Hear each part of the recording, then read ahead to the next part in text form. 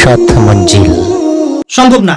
আর নামাজের তো বিষয় আমরা শুধু বাইরের মাসালাগুলোকে নিয়ে তর্ক করি বেশি। নামাজের মূল যেটা জিনিস সেটা কি? নামাজের ইহসান, নামাজের মারিফাত, আল্লাহকে পাওয়া, নামাজের খুশু খুশু, এগুলো কি আত্মার সাথে সম্পৃক্ত না? সে আত্মা যদি পর্ন দেখে কলুষিত হয়ে যায় তাহলে কি আমি নামাজে মনোযোগ পাবো?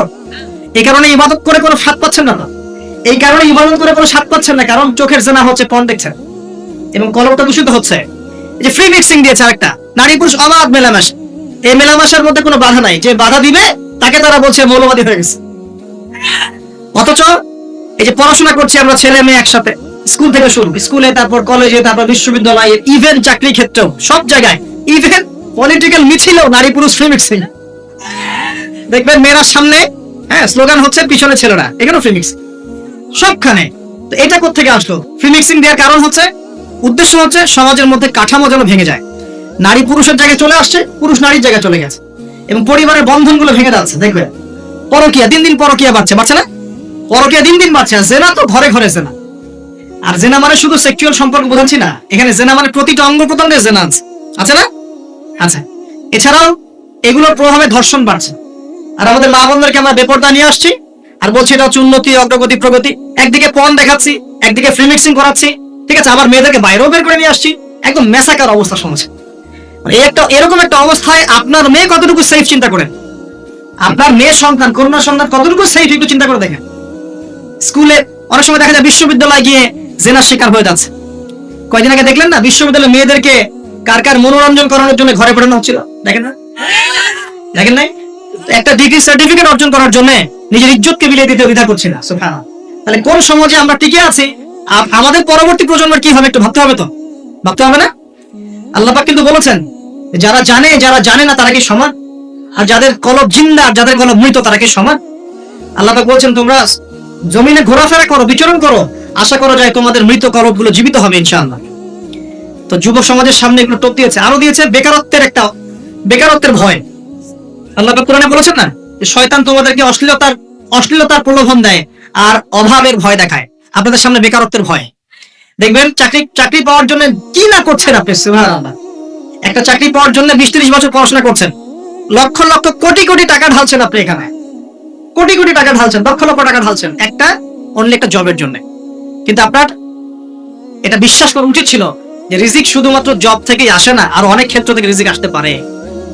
আপনি কৃষিভিত্তিক অর্থনীতি ফলো করতে পারতেন, আপনি ব্যবসা করতে পারতেন, উদ্যোক্তা হতে পারতেন, আর অনেক কিছু করতে পারতেন। তো এখানে একটা সমস্যা হচ্ছে। আবার একটা সমস্যা হচ্ছে কি, যে আমাদের মধ্যে মাদকের একটা ব্যাপক সয়লাভ দেখা যাচ্ছে ইয়াং জেনারেশনের মধ্যে। ইয়াংদেরকে মাদক খাইয়ে এই যে মাদক তো আছে, মাদক খাওয়াচ্ছে, পর্ন দেখাচ্ছে, আপনাকে ফ্রি মিক্সিং করাচ্ছে, আপনার জীবনের উদ্দেশ্যটা ভুলিয়ে দিচ্ছে। এই কাজগুলো করার মূল উদ্দেশ্যটা কি? একটাই উদ্দেশ্য, যে এই মুসলিম যুব সমাজ যেন আর তারেক বিন জিয়াদ হতে না পারে, আর মোহাম্মদ বিন কাসিম হতে না। যদি হতে পারে, যদি তার ওমর এবং খালিদ হতে পারে, তাহলে এই মুসলিমদেরকে ঠেকানো যাবে?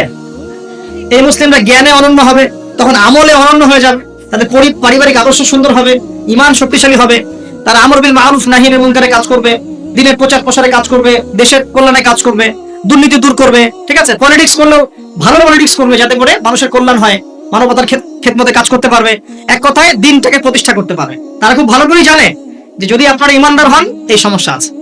এই কারণেই আমাদেরকে জীবনের এই উদ্দেশ্য থেকে ভুলিয়ে দেওয়ার জন্য এই বর্তমান প্রেক্ষাপটের ফিতনাগুলোকে আপনার সামনে একদম সহজলভ্য করে দেওয়া হয়েছে।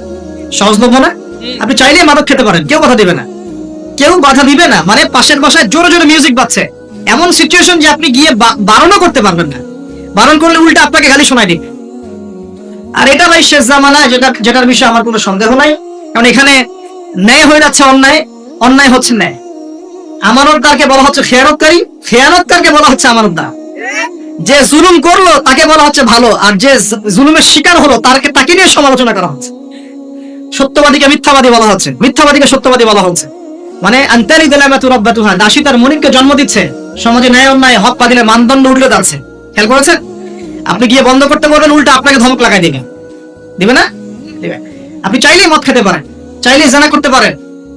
একবার জেনা করতে 1500 টাকাও লাগে না এখন। জি, এমন বহু জায়গা আছে, এগুলো তো মানুষকে গিয়ে গিয়ে শিখতে হয় না, সব তো চোখের সামনে দেখাই যায়। পেপার, পত্রিকা, প্রিন্ট, ইলেকট্রনিক মিডিয়া খুলে দেখেন, সব দেখাই যায়। ভার্চুয়াল মিডিয়া জগৎ এখন 1000, 1500, 500 টাকার বিনিময়ে মানুষ জানা করতে পারে। এই অবস্থা আমরা বসবাস করছি।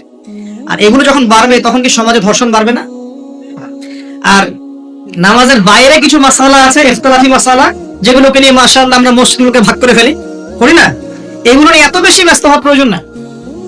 নামাজের মূল রূহ এবং প্রাণটা কি? ইহসান, খুশু। আপনি কতটুকু বোঝেন, নামাজ পড়ে আল্লাহকে কতটুকু পেলেন, এটা মূল কথা। যে মাসালাগুলোকে নিয়ে দীর্ঘদিন যে ইখতিলাফ চলে আসছে, এগুলো নিয়ে তর্ক করতে করতেই তো আজকে আমরা বিভক্ত হয়ে গেছি। বিভক্ত হয়ে যায় না?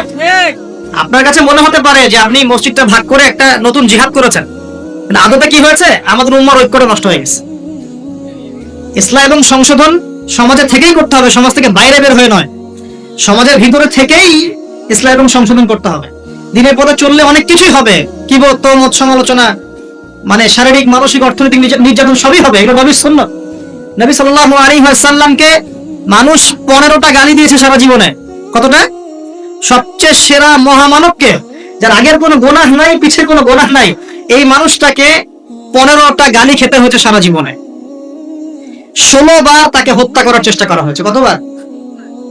তাকে তার পিঠের উপরে উঠে নাড়ি ভুড়ি চাপিয়ে দেওয়া হয়েছে, তার দাঁত মানুষ ভেঙে ফেলেছে উহুদের মাঠে, মাথার মধ্যে করার আঘাত করেছে তরবারির নিচের অংশ দিয়ে, এতে করে মাথায় যে বর্মটা ছিল এই বর্মটা ভেঙে ভুরুর ভিতর ঢুকে গিয়েছিল।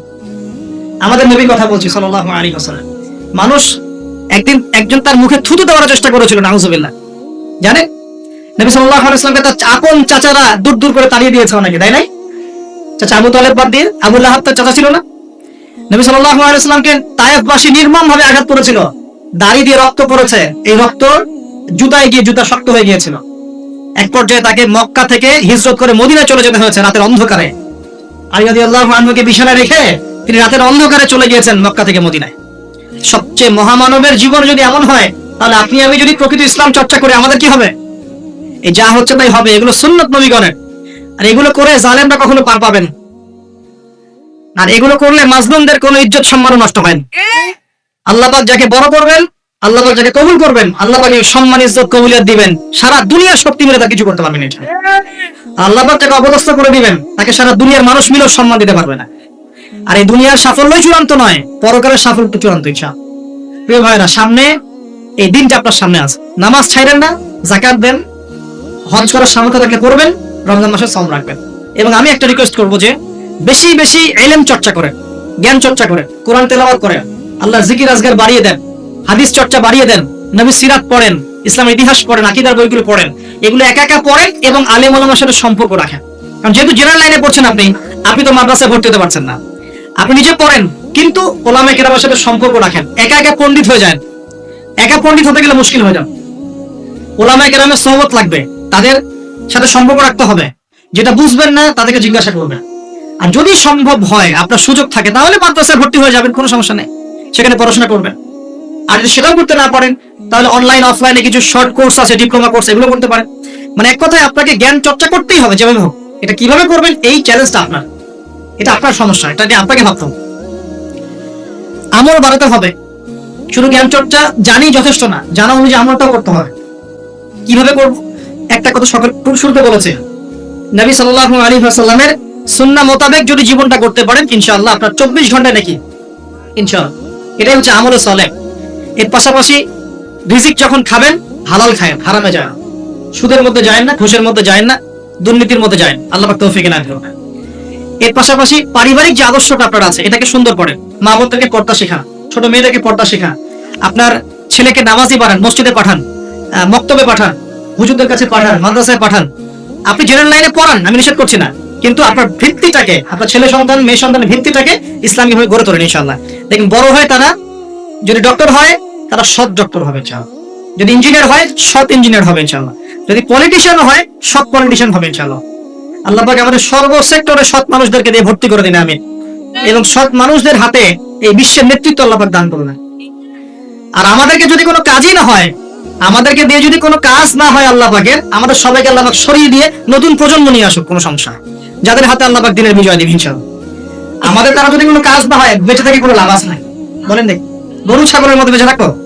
ওয়ালাকাদ যারানা লিজাহান্নামা কাসীরাম মিনাল জিন্নি ওয়াল ইনস। আল্লাহ পাক বলেন না, বহু জিন আর মানুষকে আমি জাহান্নামের জন্যই সৃষ্টি করেছি। বহু জিন মানুষকে, কেন? লাহুম কুলুবুন লা ইয়াফকাহুনা বিহা, কলব দিয়েছিলাম, উপলব্ধি করত। যে কলব দিয়ে উপলব্ধি করতে পারে না মানুষ, সেই কলব থাকার চেয়ে না থাকাই ভালো। কি বলেন? লাহুম ওয়ালাহুম আ'য়ুনুন লা ইউবসিরুনা বিহা, চোখ দিয়েছিলাম দেখতো না, যে চোখ দিয়ে সত্য দেখা যায় না, এই চোখ থাকার চেয়ে না থাকাই ভালো। ওয়ালাহুম আযানুন লা ইয়াসমাউনা বিহা, কান দিয়েছিলাম শুনতো না, যেই কান দিয়ে সত্য শোনা যায় না, এই কান থাকার চেয়ে না থাকাই ভালো। আল্লাহ পাক বলছেন উলাইকা কাল আনআম, এরা সবাই গবাদি পশুর মতো। আল্লাহ বলছেন, আমি বলছি না। উলাইকা কাল আনআম, এরা গবাদি পশুর মতো, জন্তু জানোয়ারের মতো। বাল হুম আদাল, বরং তার চেয়েও তারা নিকৃষ্ট। ওয়া উলাইকা হুমুল গাফিলুন, তারা হচ্ছে গাফেল। তো আমরা কি গাফেল হতে চাই ভাই? আমরা আল্লাহ পাকের বান্দা, দুনিয়াতে মুসাফিরের মতো আছি, এবং দুনিয়া হচ্ছে জেলখানা, কারাগার। এখানে আমার ইচ্ছে মতো সবকিছু হবে না। হবে কাদের? যারা কাফের, ওদের জন্য এটা জান্নাত। এখানে আমার সৃষ্টি দর্শন আছে, আল্লাহ পাক সৃষ্টি করেছেন তার ইবাদত করার জন্য, এবং আল্লাহ পাক দ্বীন ইসলাম দিয়েছেন একটা পরিপূর্ণ দিন। আল ইয়াউমা আকমালতু লাকুম দীনাকুম ওয়া আতমামতু আলাইকুম নি'মাতি ওয়া রাদিতু লাকুমুল ইসলাম দীনান। আল্লাহ পাক সূরা মাইদার 3 নম্বর আয়াতে বলছেন দিনটাকে পরিপূর্ণ করে দিয়েছে। এর পাশাপাশি এই দিনের বাইরে কোনো দিন গ্রহণযোগ্য হবে না। এই দিনকে কেন্দ্র করে আমাদের দায়িত্ব কি? নিজে পালন করা, জ্ঞান অর্জন করে পালন করা, পরিবারে প্রতিষ্ঠা করা, হালাল খাওয়া, মানুষের কাছে প্রচার করা, এবং নতুন প্রজন্ম তৈরি করা, যে প্রজন্ম ইনশাআল্লাহ আগামী দিনে ইসলামের কল্যাণে কাজ করবে ইনশাআল্লাহ। সর্বোপরি শুধুমাত্র দিনটার চর্চা করতে আমরা পৃথিবীতে আসে নাই, আল্লাহ পাকের দিনটা যেন দুনিয়াতে বিজয়ী হয়, সেই উদ্দেশ্যে আমাদের সবাইকে কাজ করতে হবে। আল্লাহ পাক আমাদের সবাইকে এই কথাগুলো বোঝার এবং আমল করার তৌফিক এনায়েত। ভিডিওটি ভালো লাগলে লাইক ও সাবস্ক্রাইব করে পাশে থাকবেন। ধন্যবাদ।